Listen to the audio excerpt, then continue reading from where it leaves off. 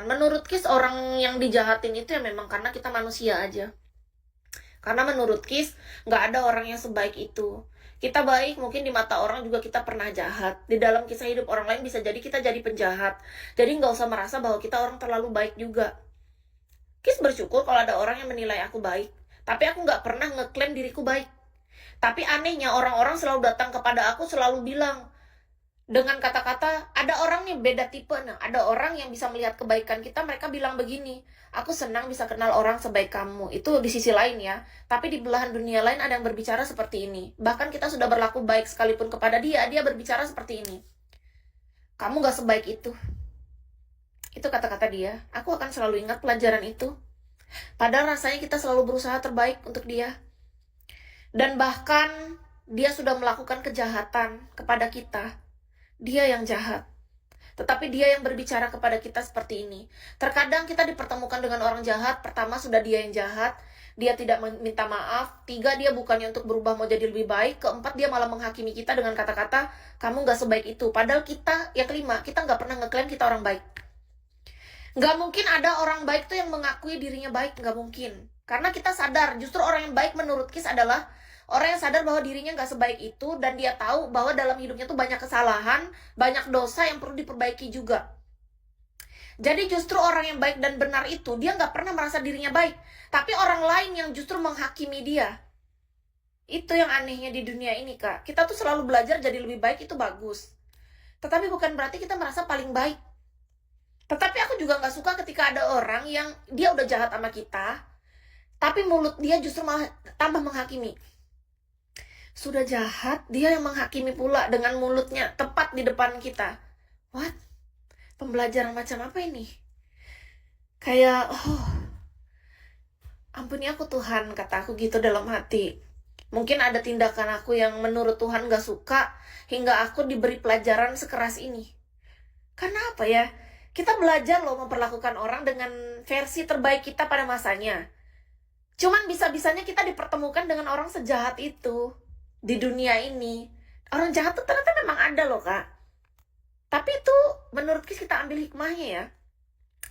Karena kalau kita nggak dipertemukan dengan orang yang jahat seperti itu, mungkin mata kita nggak terbuka. Mungkin kita hidup masih dalam pemikiran yang naif, yang kita berpikir bahwa semua orang tuh baik, dan itu tuh nggak baik ternyata ya. Menurut Kis gini, ketika kita menganggap semua orang baik, ternyata kita tuh sedang naif. Kita sedang menutup mata dengan kebenaran dunia bahwa dunia ini tuh nggak dikelilingi semua kebaikan. Ada hal buruk juga. Ada orang baik, ada orang benar, ada orang jahat, ada orang buruk gitu. Jadi dari situ kita harus belajar bahwa kita pun bisa jadi dihadirkan menjadi orang seperti itu. Kita juga nggak sebaik itu kan. Tapi gini menurut Kiska, ketika kita menyadari bahwa kita nggak sebaik itu, bukan berarti kita punya mulut tuh bisa punya hak untuk ngatain gitu loh, maksud Kis. Orang yang ngatain kita seperti itu tuh nggak harus dilakukan menurut Kis. Pandanganku, ketika kita tahu bahwa kita adalah sama-sama punya sisi baik dan buruk, bukan berarti kita punya hak untuk ngatain orang. Harusnya kita introspeksi diri, kita lihat diri kita di mana letak kesalahan kita, apa yang perlu kita perbaiki dari ucapan tindakan kita gitu loh. Menurut Kis, tapi ini pembelajarannya sangat double, triple kill menurut Kis. Sudah dia yang melakukan kesalahan itu kepada kita, ditambah lagi dengan penghakiman yang luar biasa. Dalam hidupku tuh itu bener-bener triple kill, Kak. Aku gak pernah menemukan orang sejahat itu. Biasanya tuh orang tuh jahat ya minimal 1 aja, jangan sampai 3-3-nya semua diborong kejahatan. Ini semuanya. Tapi justru dari itu aku malahan terbuka mata aku, Kak. Beneran. Dari kasus itu yang membuat aku tuh tersadar, oh ternyata dunia ini cara kerjanya gini ya. Bahkan ketika kita berusaha untuk melakukan sesuatu yang baik kepada orang pun, orang tuh bisa salah paham kepada kita, dan mau kita bagaimanapun menjelaskan kepada dia, dia nggak akan mengerti karena dia bukan niatnya untuk memahami. Manusia itu mayoritas tuh lebih senang menghakimi daripada belajar untuk memahami. Karena itu cara yang lebih mudah untuk membuat mereka merasa lebih baik. atau merasa baik-baik saja dalam hidupnya. Aku baru cari tahu gitu kan, Kak, aku baca-baca, ada ilmunya ternyata. Orang-orang seperti ini adalah memang mayoritas.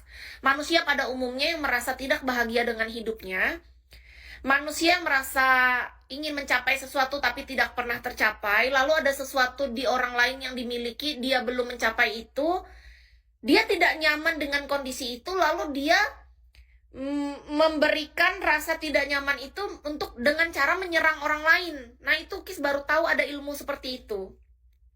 Beneran.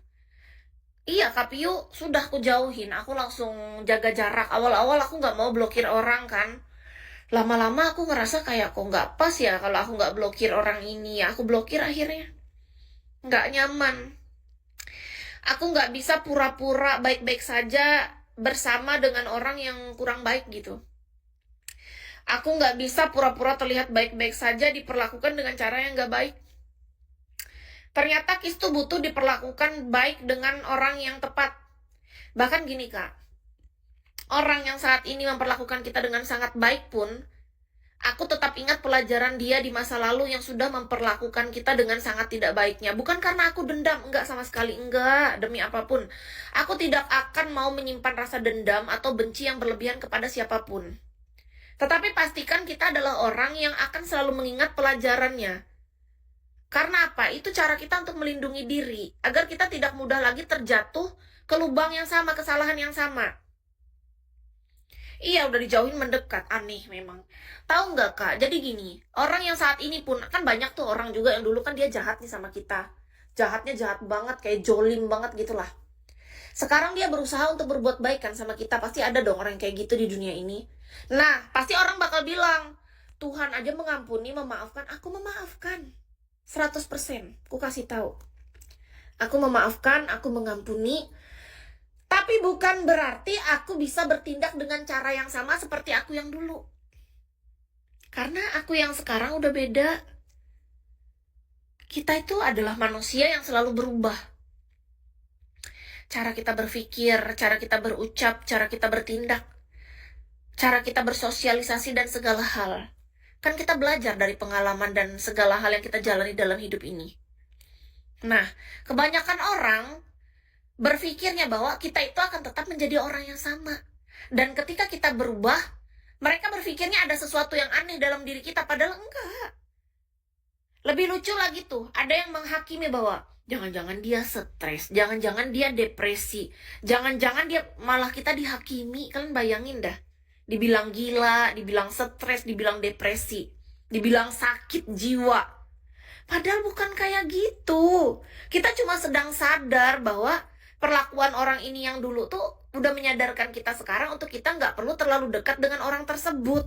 Iya, jaga jarak kita, Kak Ardian.